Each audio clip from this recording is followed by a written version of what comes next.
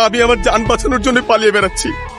মায়ের কসম ক্যাপ্টেন ভাই, সেদিন মিটিং এ যাওয়ার আগে টনি আমায় বললো তোর মিটিং এ যাওয়ার দরকার নেই, তোর ভাগের টাকা তুই পেয়ে যাবি।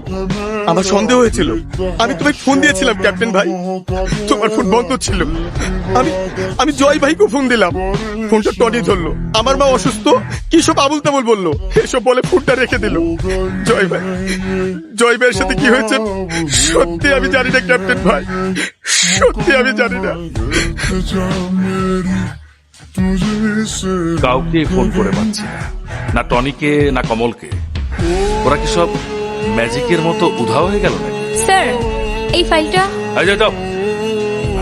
স্যার, কয়েকদিন আগে আসিফ নামে একজন এসেছিল, সে ক্যাপ্টেনের খোঁজ করছিল, বলছিল ক্যাপ্টেনের ভাই। হোয়াট? এই সিসিটিভি অন কর।